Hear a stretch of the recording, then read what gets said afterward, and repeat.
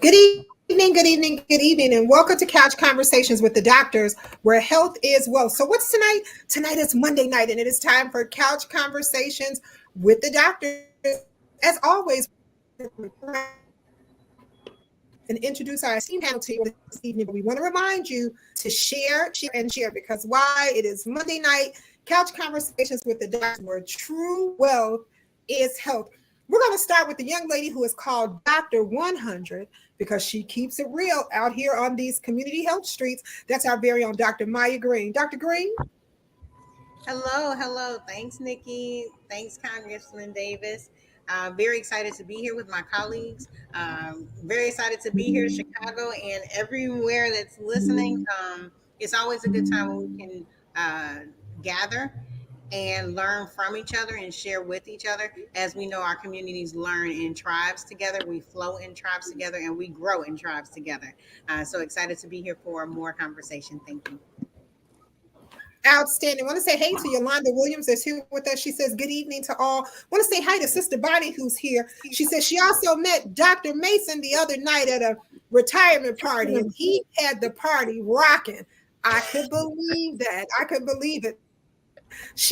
Also, Yolanda Williams says this is the best panel in Chicago. So thank you so very much, Yolanda. Thank you so very much. I want to say hey to Karen Yarbrough, who is here with us on this evening, waving at the congressman. She's sending him a big wave to Johnny Diggs. He's here just as well. To Sharon Grant, who is here, and she says, hey to the congressman. Want to say hey to everybody who's here. To my co-worker who leaves us in the winter and goes and have fun in the sun. However, Doug, it was 80 degrees over the weekend and it's 35 degrees today. That's our very own Dr. Douglas Graham. Dr. Graham? Well, thank you, Nikki. And you know something? There's no snow in my backyard here. So I'm a retired physician. I spent 30 years working in the western suburbs, and 2 of those years I joined the representative in his office. It was an amazing experience. It's a real honor and a pleasure to be here. And I'm going to try and answer your questions if I can.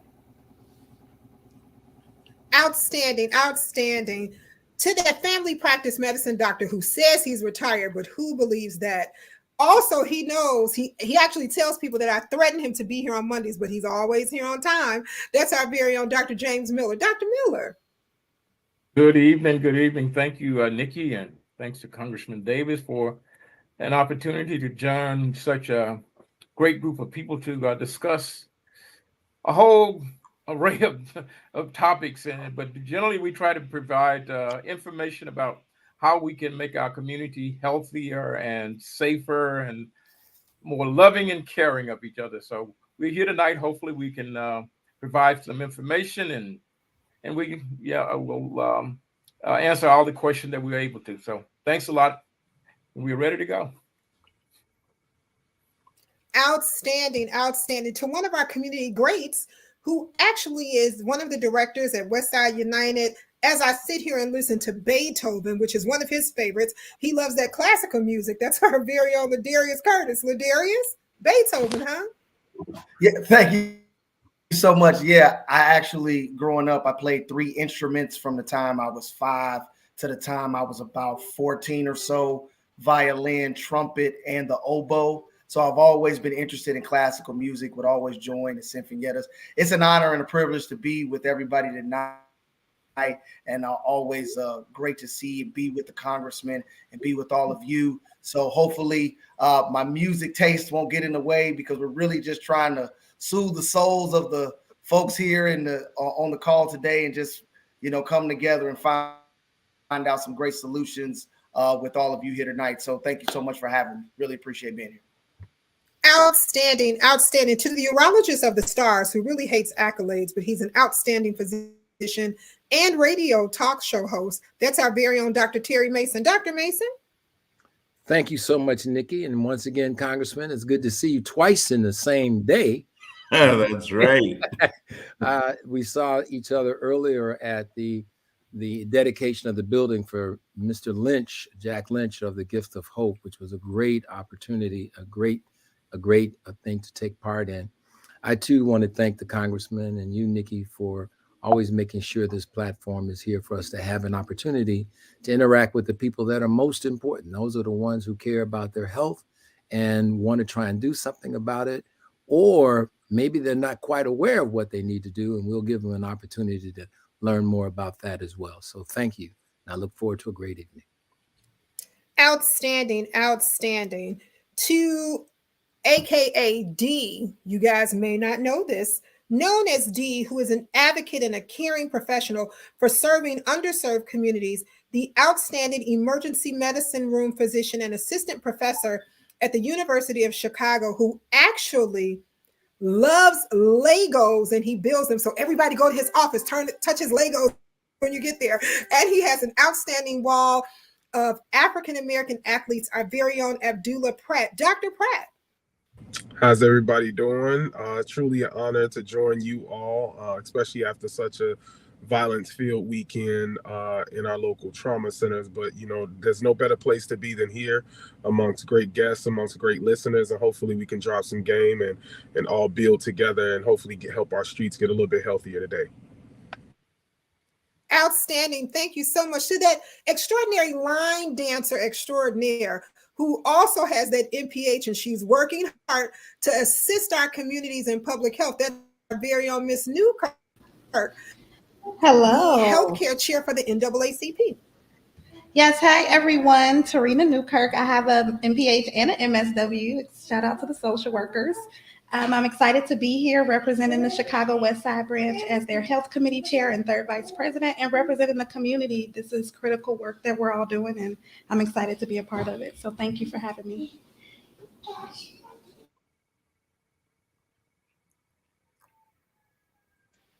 Outstanding. It's AT&T. I got stuck. My whole screen got stuck.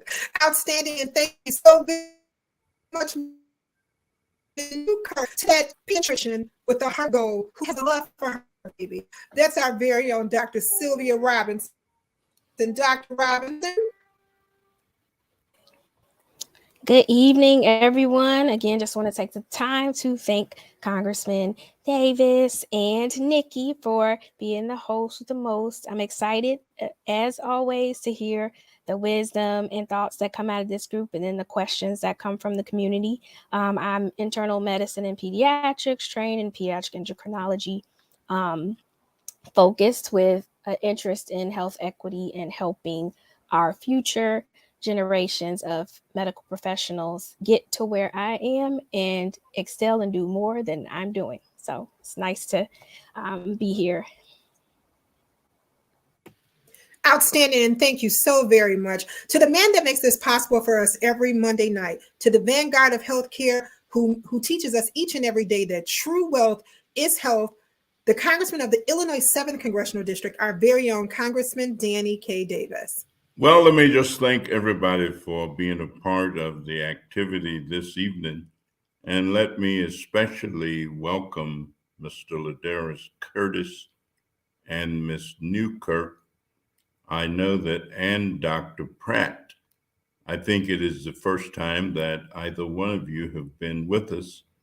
And we've been having a lot of fun since Brandon Johnson got elected mayor, especially those community activists who differentiate sometimes in terms of where you may have lived or where you may have come from.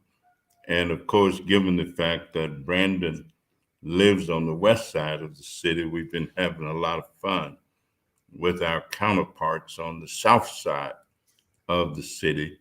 But I know that Ladarius and Tarina Newkirk must have had some West Side stuff if they went to Providence St. Mail. And I also know that Dr. James Miller must have some West Side roots as well.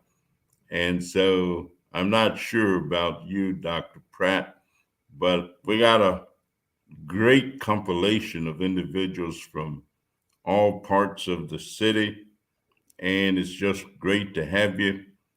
I've had such an inspirational weekend until I almost have to pinch myself to make sure that it was real, because I was fortunate to visit 3 churches on yesterday. And so the spirit, got into every place that I went and everything that I did.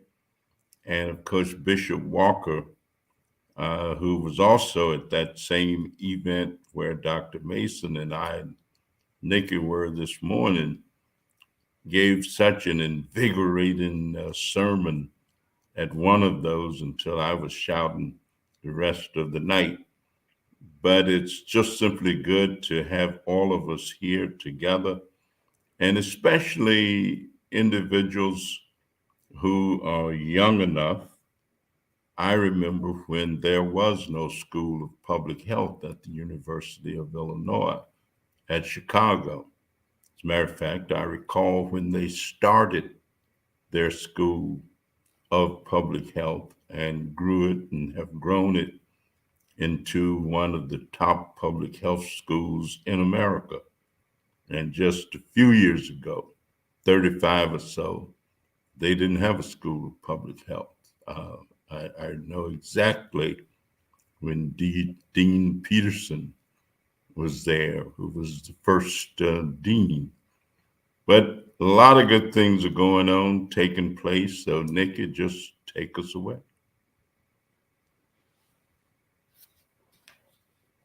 Outstanding. I want to say hey to Jack Lynch, who has just popped in. He says, good evening, team, and thanks so much for coming to today's event. He was so elated to share. Jack also asked why he was there for his seat on Couch Conversations on Monday nights.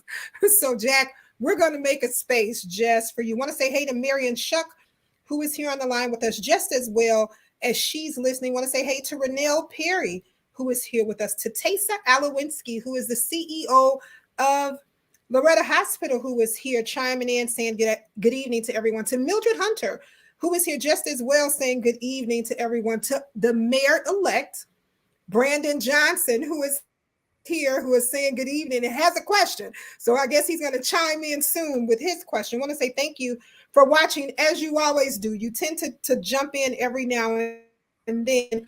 To Kathy Whitley from the Allison Foundation, who is here with us on this evening.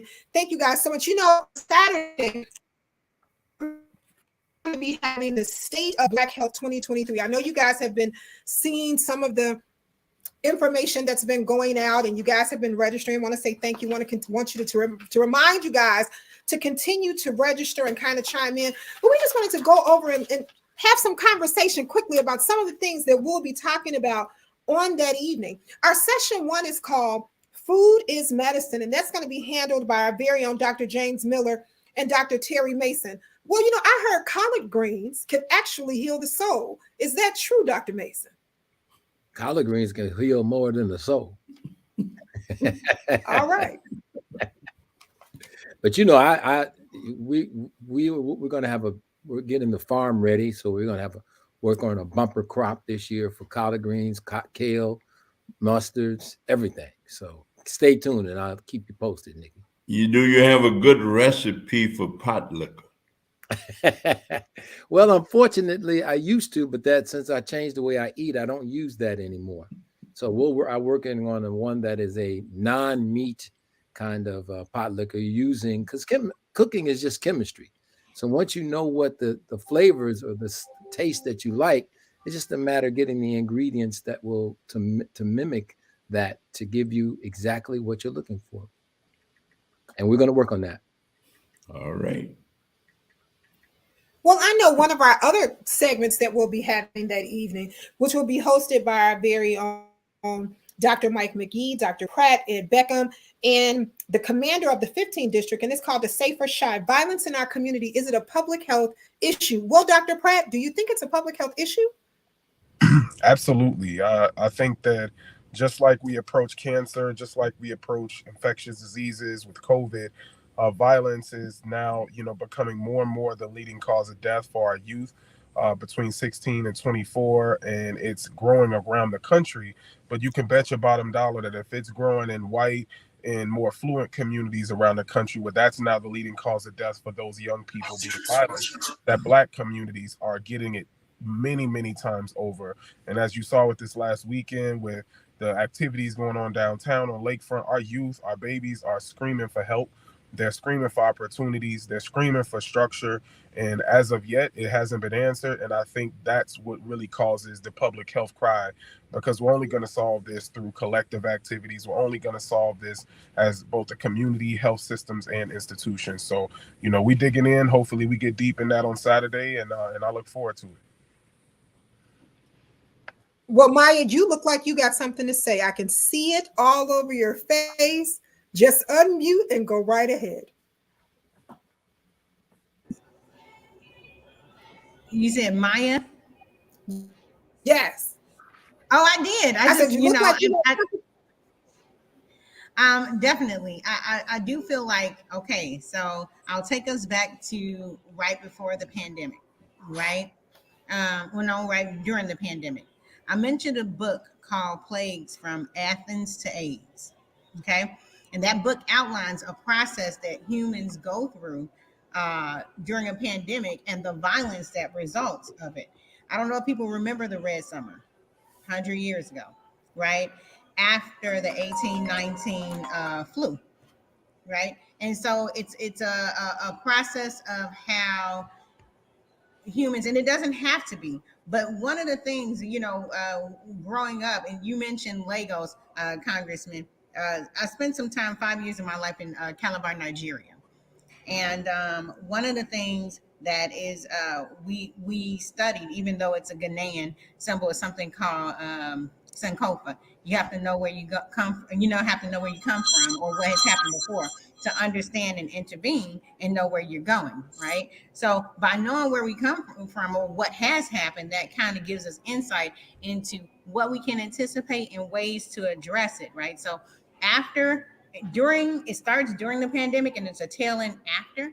And literally in that book, you can see the smaller the antigen or the variant and the more problems it causes for humans as a whole, it ties to an increased presence of violence towards the middle and tailing off at the end of a pandemic. So we've been here before. One thing I'm glad about is opportunities like this to come together as a community and talk about solutions. So I'm excited to hear what Dr. McGee and other people have to talk about this Saturday.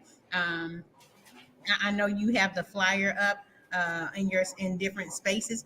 Come check it out, because it's gonna be problems within the community are only solved by the community. There's nowhere in history where the solutions to what ails the community come from outside that community. So let's get it. We've been through much before, and we can go through this together, and we can find a solution together. That's it. All right. Well, Ladarius, I can see that you're itching to chime in on this. So just unmute yourself and go right ahead. Thanks, Nikki. I just think, to Dr. Meyer's point, this is a golden opportunity for us to come together on Saturday. We have, we've only gotten through the first 2 sessions, and we're having 6 more sessions going on with some great and wonderful doctors and the congressman that'll be there to really kind of unpack everything that's going on in the community, through COVID for the past 2.5 years, but shedding a light on all the disparities and social determinants that we've gone through as a community, whether it's the West Side, the South Side, and all over this nation for the past, for quite some time now. And I think if we give ourselves a chance to really open our minds and open our hearts to what's available to us, we can come up with some real life and real solutions that can make a difference moving forward. So that's what I want to see this Saturday. Please come out, everyone. As much as you can, bring as many people as you can. There will be some other testing that Nikki will talk about later that's going to be going on as well. So, and lots of educational information. So please join us. Outstanding. Well, segment 3 talks about mommy and me aren't doing well. Maternal health and infant mortality. Our very own Dr. Gloria Elam, who's actually still at work tonight and couldn't be on, is going to be a part of spearheading that conversation. But Ms. Newkirk, let it ride. Well, as a Black woman who's at the highest risk of death due to childbirth, I'm really excited that we'll be bringing together some experts in the industry and experts that also represent us in these spaces to be able to have some conversations around how we can address the maternal and infant mortality as a driver of the life expectancy gap. I'm also excited as a mom just to connect, the opportunity to connect with other women who are planning for or currently have children and sharing their experiences and really getting some of that anecdotal feedback that we don't often see when we're reading the data and we're reading the numbers. So I think this will be a great opportunity for folks to get their voices heard, but also to kind of translate those experiences into action, which is what I think will make this health fair different from any of the other health fairs a person might attend this year, because it's not just about coming and getting some resources, coming and getting some information. The goal is to really make sure that we are taking the experience of the community and making some real changes that will start to trickle down and impact them. So bring a friend, come and join us on April 22nd at 10 a.m. at Build Chicago, 5100 West Harrison. That is simply outstanding. And I thank you for sharing. Okay. All right. I thank you for sharing so much. You know, we have another session. Session 4 talks about, let's talk about bedroom business, facts, fiction, and the road to zero, how to properly use PrEP and be safe. Well, Dr. Maya, that's your specialty. Well, you know, not only is it my specialty, it's a specialty of people to the tune of what, over 8 billion now, right? And so we do a couple of things to survive as humans on the earth, right? We eat, we excrete waste, which is we have to take in nutrients. We excrete waste. We breathe, which is another, which is taking in nutrients. We breathe out. We do these things to live. One of the things that we have to do, or will die off the face of the earth, is reproduce, right? So how do we talk about how we can experience that with our partners without the worry or without the question of having other things like STIs, HIV, things like that? How do we keep ourselves safe in the environment we do? And one of my specialties you mentioned is HIV. I'm going to be talking a little bit about that and other things, right? Reminding people that HIV is human immunodeficiency virus. It's a virus that attacks the immune cells, right? So it's a function of the immune cells, meaning if you have an immune system, you should get screened. The same way we were earlier talking to Dr.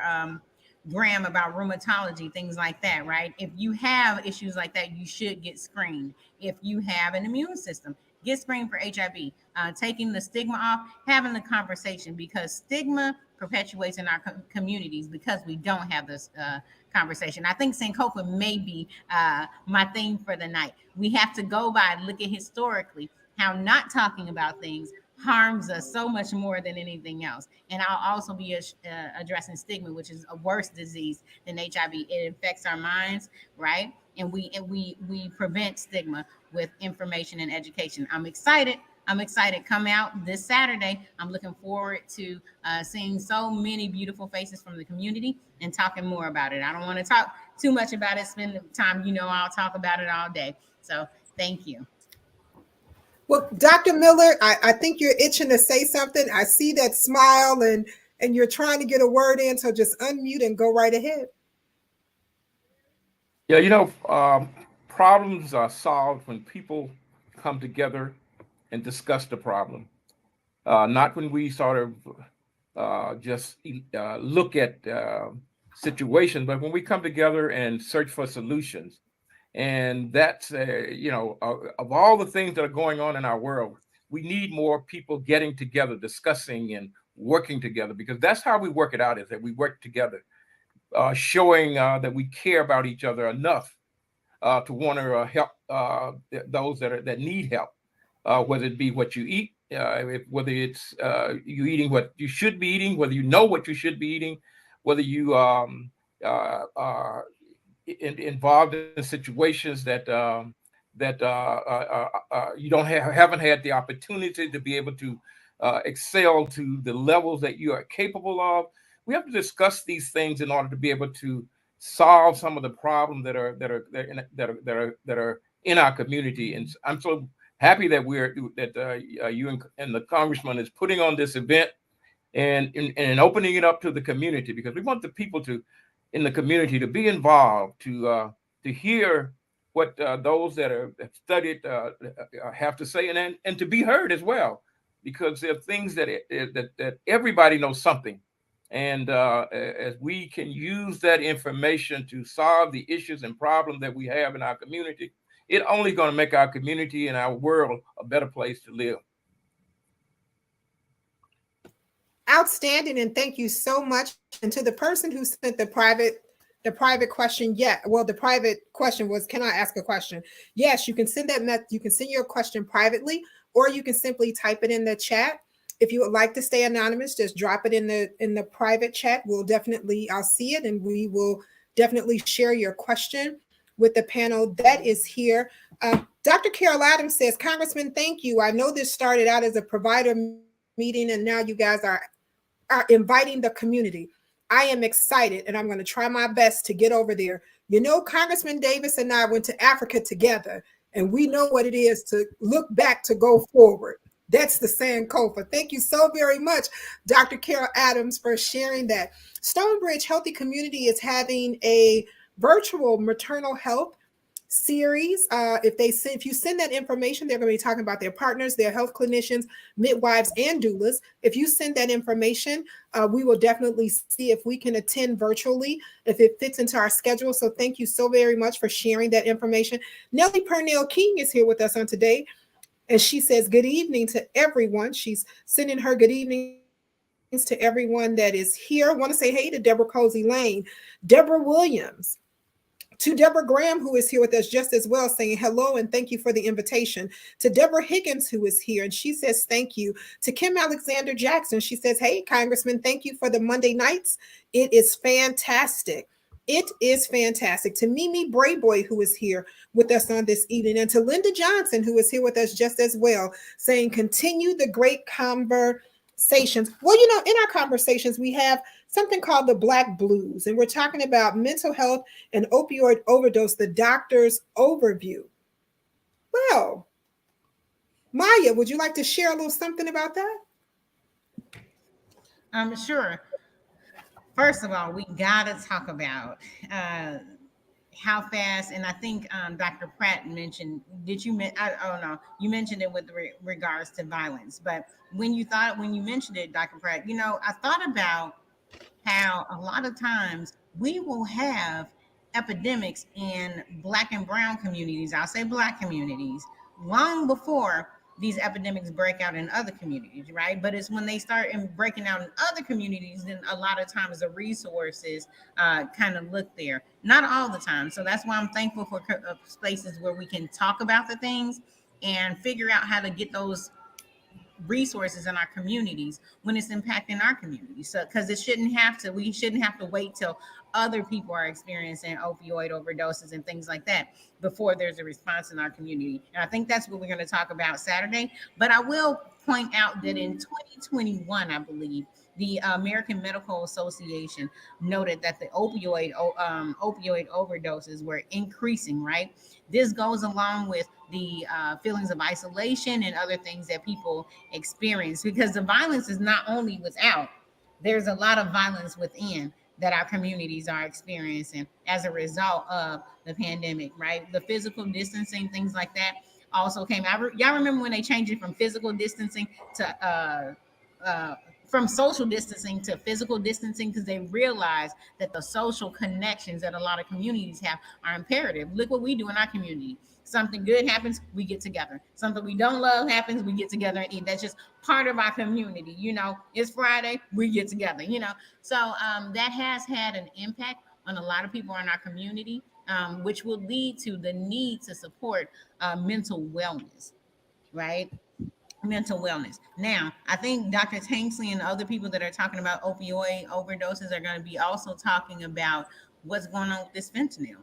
You know, that's laced with fentanyl, things that are laced with fentanyl in our community. And we're having a lot of deaths, but we have to talk about it. And I will say, if you're out there listening, and I've had a lot of people say, well, I don't want to continue to talk about the things that the problems that are in the community because it doesn't feel good. It's a process that we have to get together and we have to go through it, because on the other side of it are the solutions, right? And we as a community have to come together and get to the other side. And now, Nikki, you can, I've noticed we talk about HIV, we've talked about violence, I mentioned mental wellness, we talk about child and maternal wellness, and then we just mentioned opioids. I just want to say this. Y'all seen me say it before.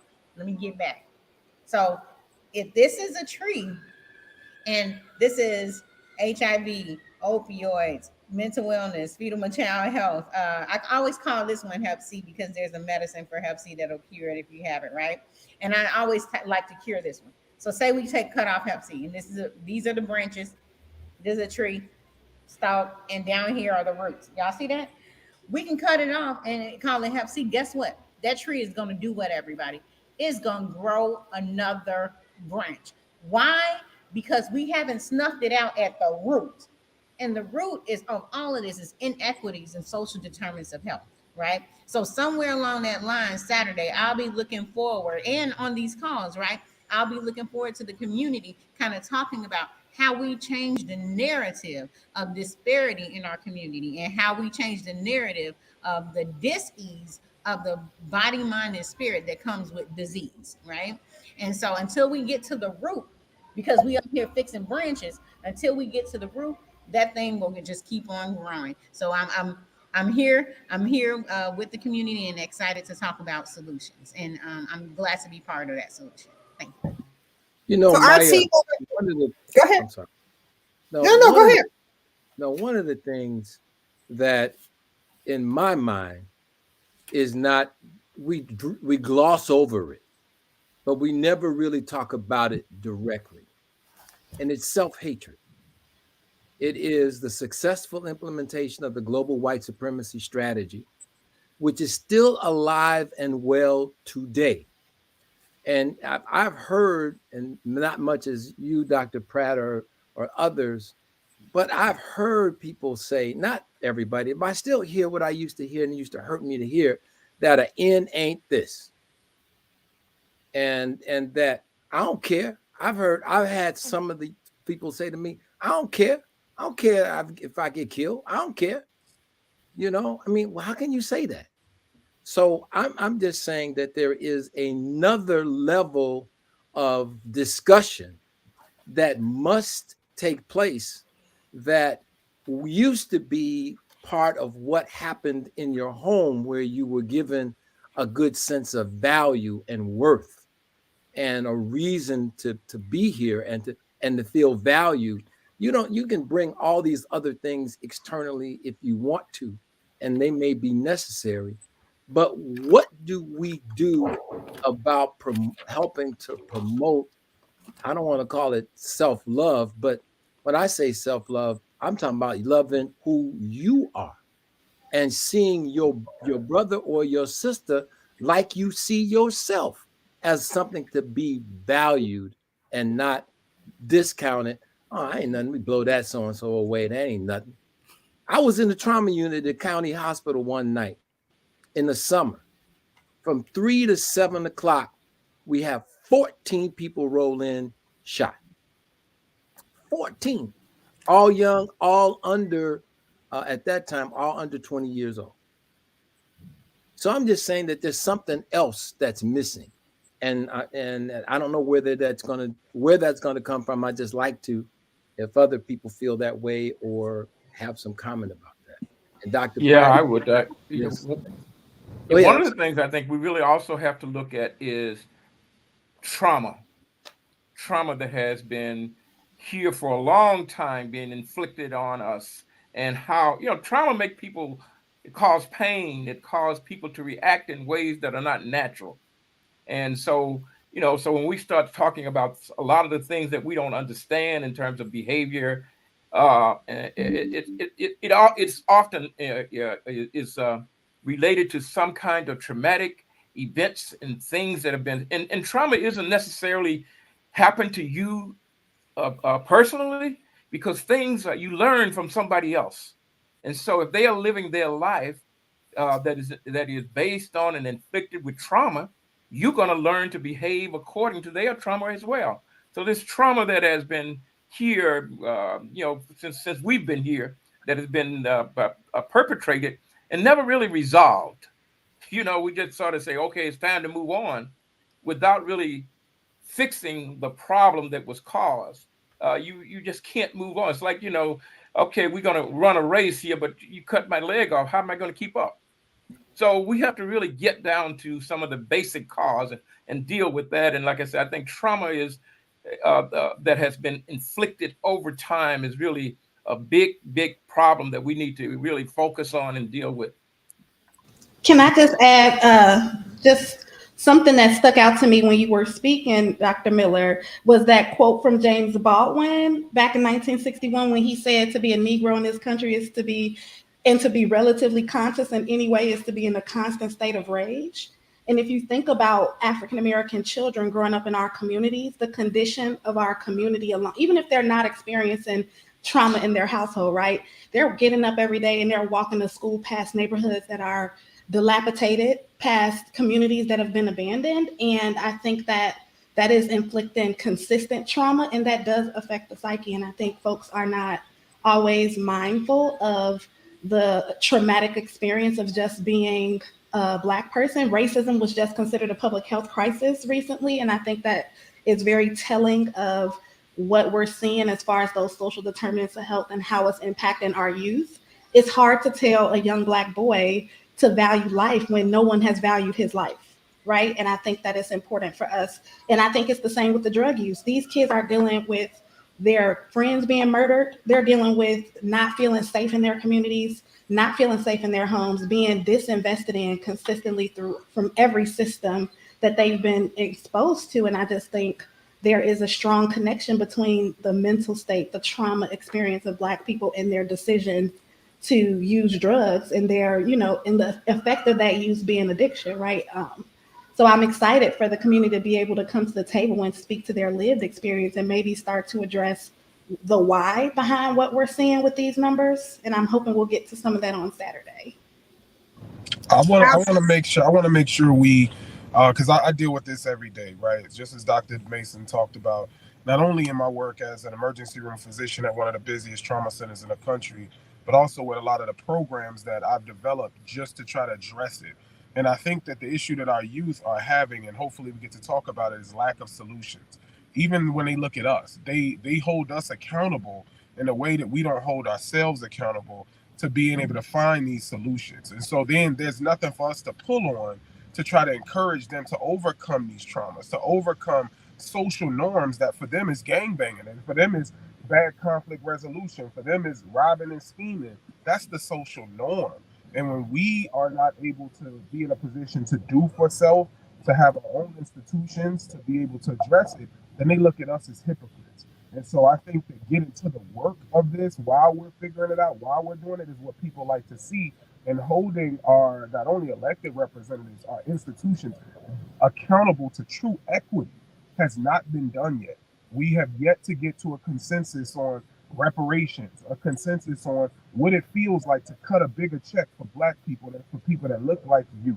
But that's equity mathematically, and a failure to do that is failing the youth every single day. This is why they're rioting. This is why you can't get through to them. You're trying to get them to do higher education just to be in debt for what? They don't see how that's going to change their community, but yet those who are changing their own communities are doing it by focusing on their community first, unapologetically. And when we get to that point, our youth are rebels. They're ready to fight these issues. They know exactly what's going on. They know exactly how this stuff in the street is popping off. They know what leads to what, and they're hoping to be able to change it. But when we're focusing on ourselves, just trying to survive as professionals, as leaders, then we leave them hanging. So once we get to that point where we're serious about doing the work, getting to it, getting these checks cut, resources cut that disproportionately target our communities the same way headlines do, the same way the attention when it's negative does, then we'll start to see some change across the board. But as Dr. Mason said, when you don't have value for yourself or self-love, either one, that same side of the coin, when you don't have that as physicians, as lawyers, as institution people, then we are truly those hypocrites. And that's what the youth are telling me every single day, bro. How you gonna tell me to put the gun down, bro, when they ain't got the guns down in my hood? Nobody cared about my cousin. Nobody cared about my brother when they killed him. So how am I gonna care about somebody else, even myself, in that? And so once we get to that root and start doing that work with our youth and getting out there where they're comfortable, listening to them and creating them as the leaders of change, like Dr. Sylvia talked about, they're the next generation. We have to focus on them. When that starts to happen, maybe we'll get somewhere. But right now, these problems are getting worse day by day. Now, Dr. Pratt, I got a question then. So, Bamaya, right before you ask Dr. Pratt his question, I don't want this question to go away. So give me 1 second. So I have an anonymous question, and she says, first of all, let me thank Congressman Davis for each and every Monday night. I feel I have to share just a little bit about myself, but as Ms. Harvey stated, I can stay anonymous. I am a law enforcement professional here in the state of Illinois. Dr. Pratt, this question is for you as an emergency room physician. I have 2 sons, and I know that marijuana is legal, and they are both smoking it. However, one of my sons got hold to some marijuana that was laced with the fentanyl. How often are you seeing this in the emergency room? When I tell you that my son is awfully sick and in intensive care, we are all worried. Should we continue to be worried? Congressman Davis, thank you again for this time and your consciousness to stay committed to the work that you do. Even though you educated us about COVID, you allowed us to have a voice to share other things that are hurting our communities. I need help with my sons. Thank you. Yes, ma'am. I'll be quick. I'm seeing it far too often. I'm getting principals from the schools that my programs are running in that are telling me students in my programs who want to be doctors and nurses are ODing. I'm getting athletes in my programs, like at Morgan Park, where I'm the team physician, that are having issues with substance and where their peers are dying from overdoses. And this is a generation that, when previously the most that the social norm, again, you got to measure them on their own curve, would have been smoking weed, right? The pills, the hard stuff, nobody was doing that stuff outside of the fringe outliers. Nowadays, it's common not only to have weed that's laced with something, but just to have the pills right up. So you don't even have to have it laced. And sometimes it's just the common norm to pop some pills. And that's even for those who don't have the resources. So even if you ain't got nothing but $5 or $10 to you, that's what made crack so dangerous for us, was this affordability. And now these youth are able to get their hands on it, and they're just trying to self-medicate. This is how they were coping through the trauma, through the COVID. And so when they were crying out for help from parents, when they're saying the broken households are hurting us, and people are like, well, hey, baby, that's just how it's going to be. You're going to have to adjust. It's only so much adjusting that their brains can handle at their age. And when you don't have a way to respond to it, this is happening. So I am seeing the overdoses. I'm not seeing an ICU full of teenagers. I'm not saying that from overdoses. But when they happen, they hit us hard because it's avoidable. And then when you layer on to that, the actual mental health that's going on that's unaddressed. And sometimes it is intentional. Sometimes it is just to cope with what's going on. And then most of the time, like Dr. Mason said, it's purely like, I don't care what's in this stuff, man. I'm hurting as it is, whatever, man. It's life is life. Everybody dead. All my guys dead. All my friends dead. What sense does it matter to really care? If this gives me an hour away from thinking about the pain, then maybe it's worth it. I'll roll a dice with this real quick. And when I see everybody else doing it, they're going to do it too. But you just never know how your body's going to handle it. You never know what your tolerance level is, your addiction propensity is. And I think that that's the stuff that our youth aren't being educated on. The 8 hours a day they're in school, 5 days a week, 40 weeks out the year, ample time to focus on these things, but we're not serious about getting to it. We're wasting time with our youth every day. And this whole generation from COVID was a wash. And that's how my students characterize it. Many of them who were trying to get scholarships didn't get it. Many of them who were trying to build momentum to get into school or get a trade, it just went silent, went dead. And now the next freshmen is where people are going to focus their time on. That whole generation, that 4 years, that half generation has been hurt by that. And now we're seeing that in the violence every year. We're seeing it in the drug abuse, accidental and intentional drug overdoses and substances are going up on the rise. So I pray for that woman and her child. Day by day, I'm hoping that he's able to recover to be able to have the life that I'm sure he was looking forward to. But it is a pandemic, and like you said earlier, Dr. Maya, until you focus at its root cause, which is hard to do. It ain't the sexiest thing. It ain't something that everybody's gonna flock and throw money at, but it's the only way forward by doing for ourselves. Because, like you said, there's no sweet chariot that's gonna swing low on us. There's no precedence for that, and so the fact that we're still wasting time on that is wasting our youth as we go. Maya? So then, Dr. Pratt, based on what you're, Dr. Mason, this topic, you just, yeah. We got 7 minutes, but, it's going to continue the next Monday, most likely, and then we'll see people Saturday. Dr. Pratt, you mentioned, when Dr. Mason mentioned what this topic, and then I'm a Tyrena, did I say that correctly? No. Tarina hit it home. It really reminded me of post-traumatic slave syndrome, which is the trauma, generational trauma, plus current oppression, right? And the reaction and the way responding the way that Dr. Pratt mentioned. Dr. Pratt, you mentioned a couple of things, and you're not going to be able to get into all of them because you mentioned programs. You mentioned what are we doing about it, like talking about. That's one of the things I say. We do all kinds of stuff. Pay white institutions to study Black problems. We're doing a whole bunch of fake shot, right? But you mentioned what are we going to do about it? What are the actions? And then you mentioned some programs, right?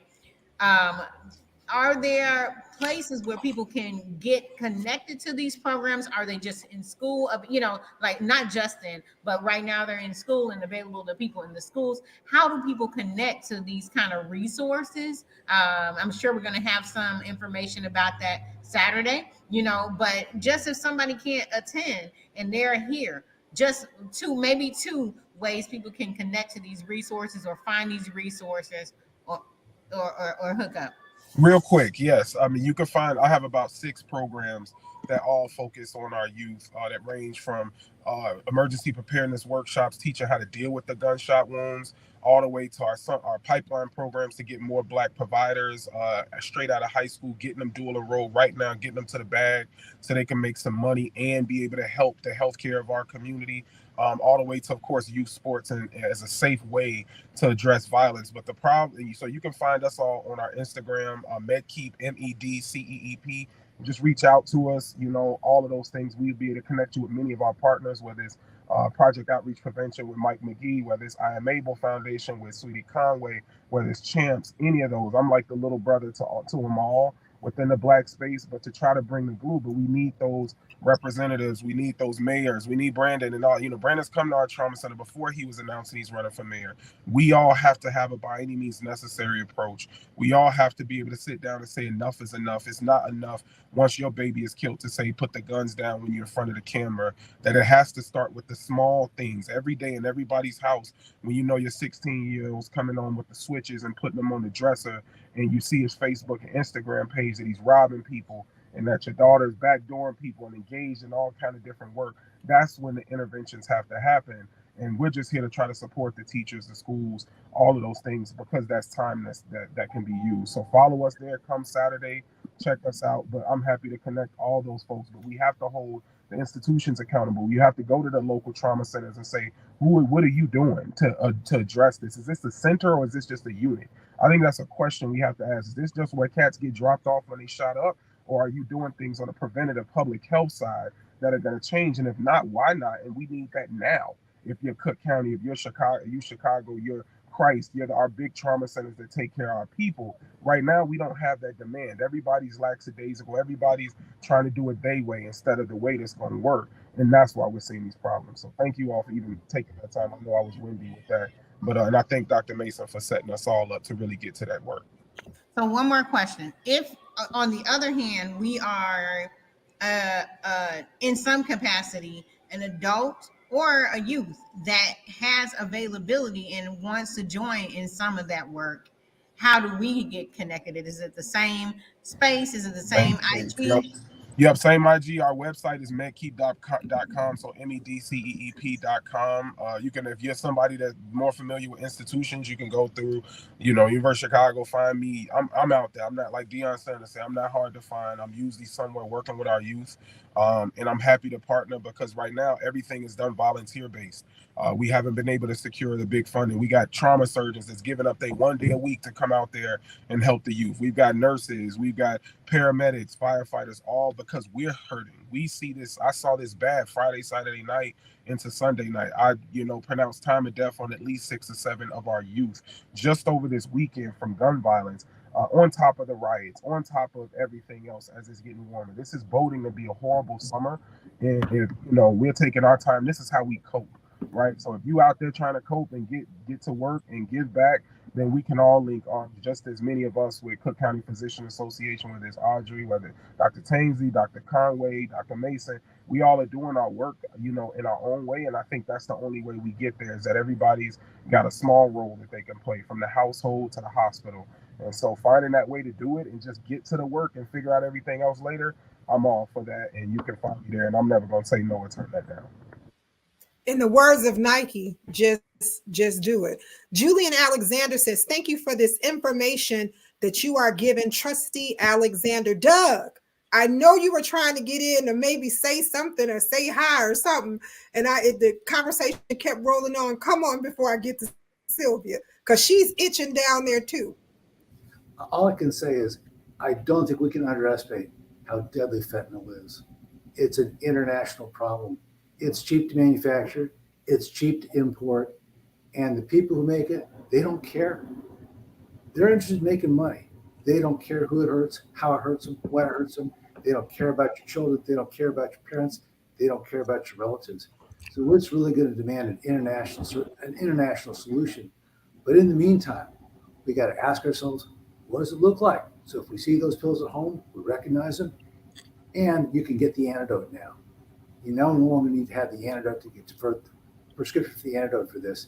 And so we need to get informed, get that antidote, know how and when to use it, and be prepared, because it may be your kid's life that you save. Outstanding. Our session 6 is let's change the narrative, life expectancy and chronic disease. So we want you to join the CDC's director, Dr. Gina Rutledge, who will be spearheading a portion of that conversation, along with Aisha Jaco and Deborah Wesley and Marion Shuck, who will be participating in that. And also growing up, youth and adolescents health, anyone 16 and under. Well, Dr. Sylvia Robinson, I think that's you. Yes, and I am excited for what's going to come from that session. I feel like I don't have to do a lot of talk and discussion around the issues that we're going to discuss, because you've already done it as part of this panel, right? A lot of the things, all of the things, chronic disease, mental health problems, infectious disease, all the things that we've already discussed briefly, right? They're also happening in the youth, right? But they have the added problem of, at that time, also trying to figure out who they are as a person. They're developing and growing. And so it's hard. It's hard out here for a youth. I'm like, I know y'all know the other version, but it's hard out here for the youth. And I think just kind of keeping that in mind, my hope is that for this session on Saturday, I'm serving very much so strictly as a facilitator. I want to hear the voices of the youth, because sometimes I feel like they don't get the expression that they need to, and nothing about us without us. We're not going to come with good necessarily the solutions and things that we need to without including those people that it's most affecting. So I look forward to it, and I'm excited about it, and I'm going to try and get every plug on every social media outlet so that I can get youth there, because I want to hear their voices, and I hope everybody will do the same. Outstanding. Well, our session 8 is health and manpower needs. Ethel Walton and Dr. Mildred Thomas from the Black Nurses Association. Dr. Thomas was supposed to be here with us tonight, but she was having some tech difficulties, and she still is. She keeps texting me back and forth, and she's listening, but she just can't get in for some odd reason. But we didn't forget about you, and we know that you guys are going to be having that discussion about trying to promote more people of color into healthcare roles as physicians and nurses and CEOs of different hospitals. So we just want to remind you to be out here, come out on Saturday. The link is there. The link is there for you. The flyer is there. Feel free to share. It is free and open to the public. And of course, the congressman would not have a health event if he could not provide you with some additional resources. Remember, this is a solution-based conversation. And also in those solutions, you know how I always talk about have all the trendy stuff. We're going to have that COVID vaccine there for you too. So if you need your booster, come on by on Saturday and make sure you get your latest COVID booster at that time. You can always you can also have an HIV screening and other screenings that you may need. We're going to have private sections there where you can have that done. A lot of our hospitals will be available to provide some diabetes testing and some immediate hypertensive testing there for you just as well. So remember to stop by on Saturday. Come hang out with us on that time. Congressman, before we do these until next Mondays, you've got to share your thoughts. Well, you know, I've been so mesmerized by the conversation, and I say that with all honesty. I spent $120 Saturday afternoon at the Afroware Books at 1701 South First Avenue in Maywood, Illinois. And I bought some books that I've started to read. One is The Black Biblical Heritage, and it's about Black people in the Bible. And the other one is Toward a Theology.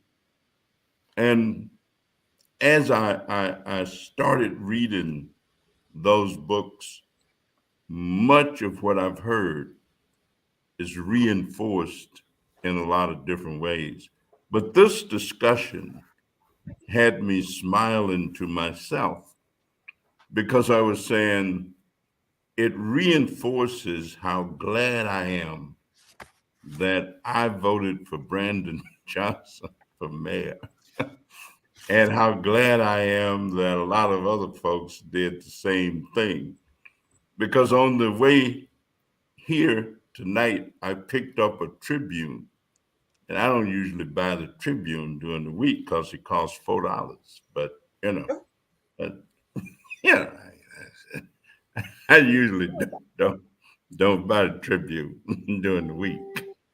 But I did.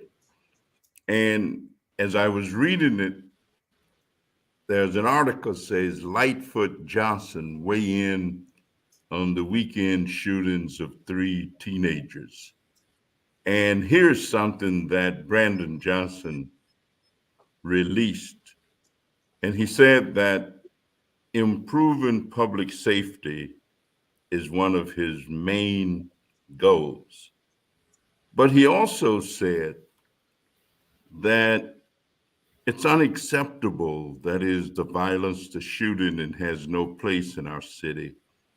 However, it is not constructive to demonize youth who have otherwise been starved of opportunities in their own communities. And much of what I hear saying, there is so much to be done and so much to be learned. I ran into the lady this morning who took care of my father when he was 92 years old. And we just had a great time when she told me who she was and all of that. And I remembered something he used to be fond of saying. That is, the more you learn, the more you realize how little you know. And that we cannot learn too much. We cannot discuss too much. We need to take a deep dive into every one of the issues that were raised. And of course, the violence issue, I just love the way our new mayor is approaching that in terms of his cultural understanding of where we are as a community, where we are as a people, and where we are as a city. So I want to thank all of you because you have given me a greater awareness of how deep we need to dive into every one of these issues. So thank you. Thank you very much. Well, right before we do our Until Next Mondays, I do have one last question that I have to ask only because I got the question about 22 times. So the question is to any of the doctors on the panel, could someone share this new animal tranquilizer that they are finding in drug substances? Well, don't all of you jump at that at one time now. So I know just a very little bit about it, but they put it in the fentanyl to give you an extra experience. But the problem is it really suppresses your ability to breathe. And it's one of the things that can kill you quicker than anything else. Like I said, these people are not interested in you. They're interested in making money from you. So they're trying to find a way to make a product that might appeal to you because it's going to give you a different high or low. But that doesn't mean it's safe at all. And also, it's a question of economics. It's cheap and easy to do, easier to get a hold of that than an anesthetic for a human being. They can do it in that country of origin. So they're figuring out, well, what product can I make next to sell to these people who are willing to buy it?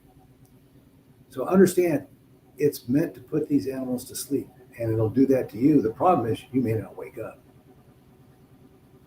Through the studies, it's showing that the fentanyl, go ahead, Maya, come on. You go. No, go ahead.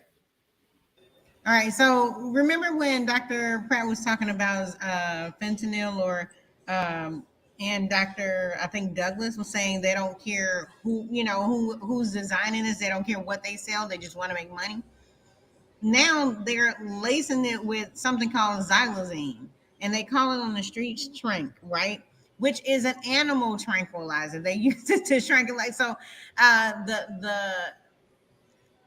the concentration in just a little dose is so much higher than the other drugs that are out there. So it just, a tiniest dose is dangerous. One of the things that I ask people to just think about is the idea of purchasing items from someone you can't trust and you don't know, like they're knowingly operating not legally, and they're selling something that's heavily laced. Yes, we have to talk about the narrative we create. I'm excited to talk about the narrative we create for people to and then we say, why don't what are you trying to escape from? For example, I was on the Chicago task force for methamphetamine, and they were like, oh, we have to figure out how we're going to get black men off of it and back to their normal life. I was like, okay, but we also need to change the narrative on what we've created to be their normal life,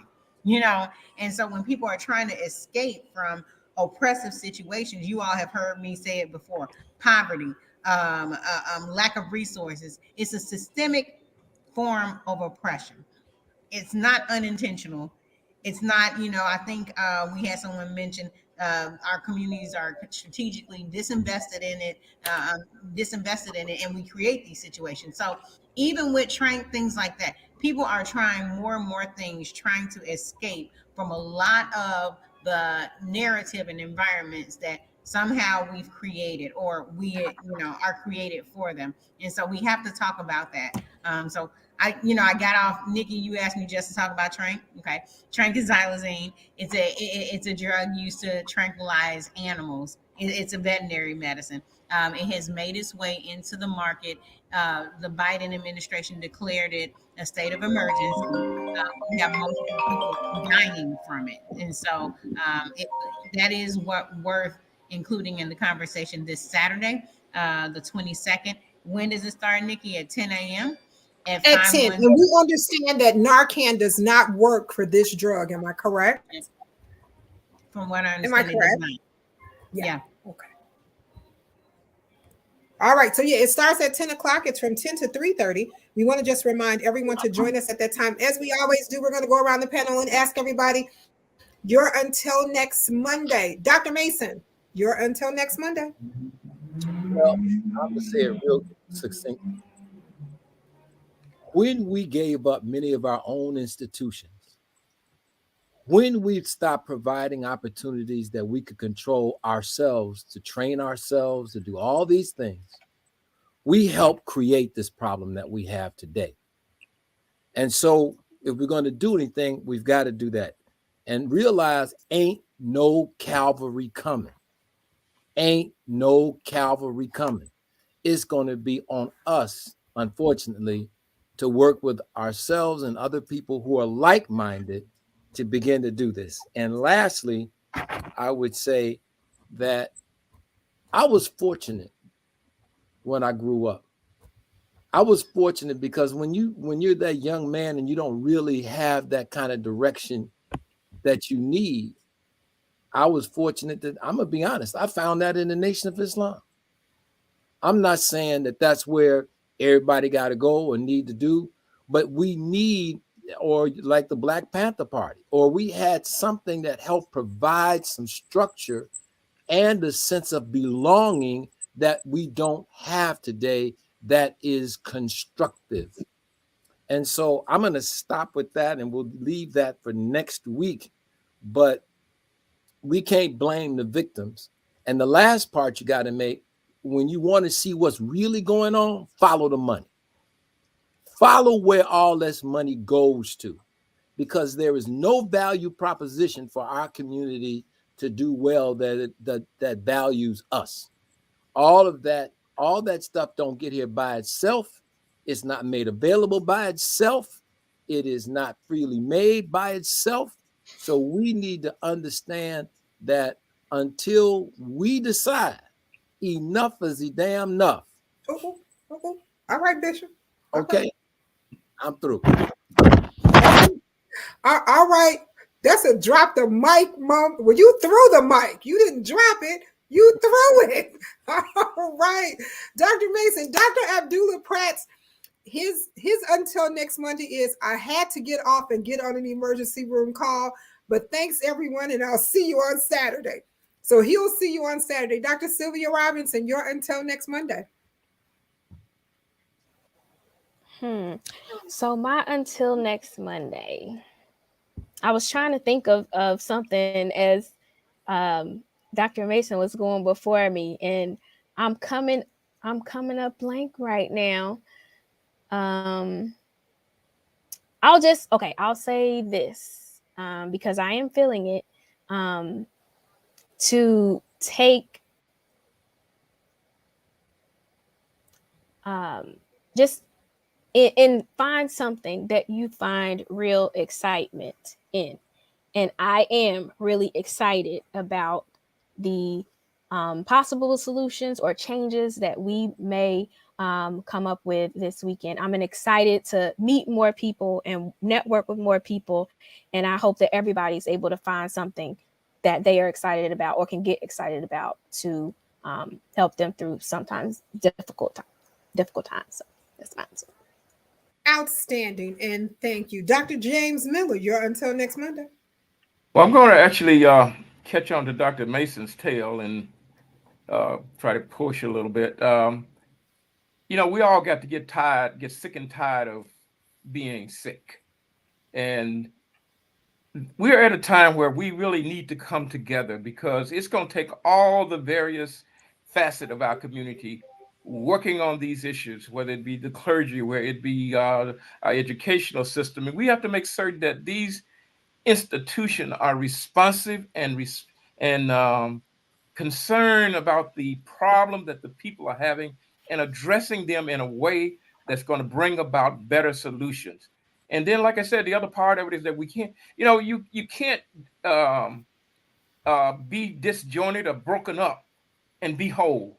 We got to become whole again. We got to come together with all our might, all our efforts, pushing in the same direction to solve the problem that we have. We've been fighting in the camp here for too long, and we got to when we get to the battlefield, we got nothing because we used it all up in the camp. So it's time for us to make plans in the camp and get on the battlefield and start doing some fighting. That's all I got. Well, that's more than enough, Bishop Miller. Y'all, I'm ducking the mics. Y'all throwing. Y'all not dropping them. Y'all throwing them. All right, Ladarius Curtis, you're until next Monday. Well, thank you for just having me. Just a couple of things.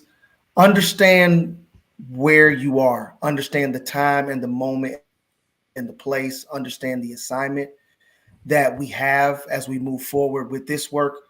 Understand who you are, recognizing, all the things that you can bring forth, all the positives.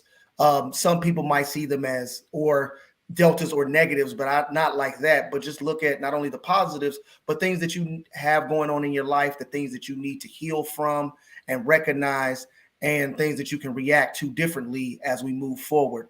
And near my house where I grew up in Austin, right on the corner of Laramie and Hirsch, right at the Baptist church right there, is a saying that I actually say on all of my emails, and that is, none of us are strong as all of us. So let's just stay together and get together, and I'll see everybody on Saturday, and hope for the best for everyone for the rest of the week. Thank you. Outstanding. Dr. Douglas Graham, you're until next Monday. So I just want to build on what Dr. Mason said. You want to follow the money with all the choices that you make when you go to the grocery store and you're buying something. Is it good for me or better for them? Same thing when you get that stuff on the street. All right. All right. All right. Tyrena Newkirk, you're until next Monday. Sure. Yeah, that's to piggyback off of some of the great takeaways. I like to remind the community, the folks that are watching, that you have power. I think it's important that folks know they have power. You are strong. All the tools that we need to, restore our community are already within our community. They are within us as a people, and we just need to figure out how to activate that. Everyone has a talent. Everyone has a place in the movement toward liberation. So just make sure you figure out what your spot is, what your niche is, and you give to the changes that you want to see. Outstanding. Thank you so much. Dr. Maya 100 Green, you're until next Monday. I am just excited. I love it when this conversation comes. Whatever you believe, you have to acknowledge where two or more are gathered, and I believe this is spiritual work. This is not only physical work. This is social work. This is all the work. And I'm thankful for that these community representatives, my colleagues, are putting in that work today. And I'm so excited to continue this conversation. We'll see everybody this Saturday. I know we keep saying it, but it's because I don't want you to forget. We'll see you this Saturday, April 22nd from 10 a.m. to 3:30. And is it Nikki 5100 West Harrison? And we're going to talk about the state of Black health. And I'm excited. Let's continue this conversation, keep this momentum going. Thank you, Nikki. Thank you, Congressman, for making this space. Outstanding. Will Congressman, take us home. Well, let me again thank everybody for being engaged.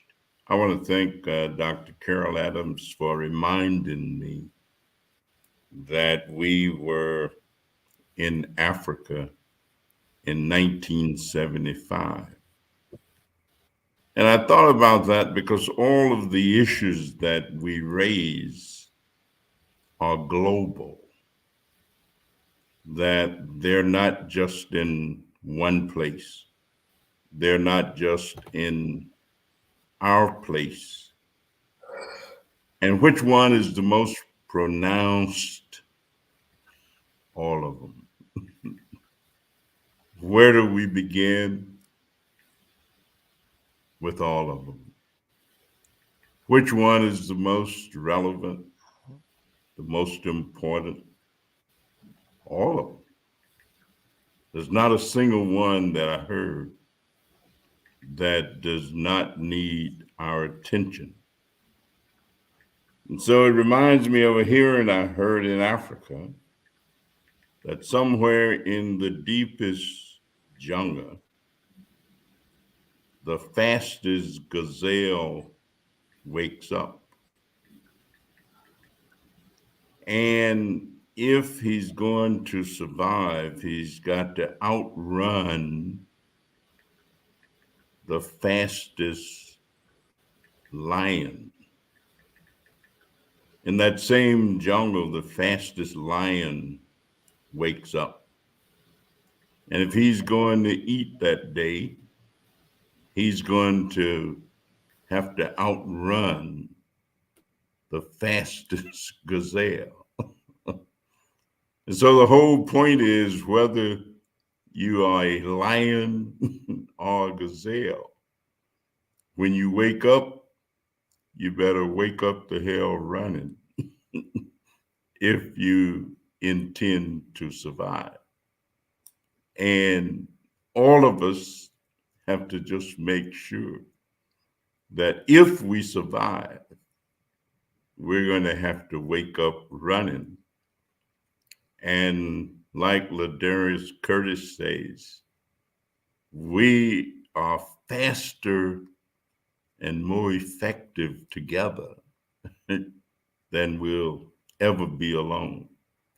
So thank all of you as well as our viewers for a tremendous, I wish I'd had my tape recorder so that I could have recorded this conversation and be able to play it over and over again. But since I don't have it, just have a wonderful evening, a great night, and we'll see you next week. Thank you. Thank you all. See you Saturday.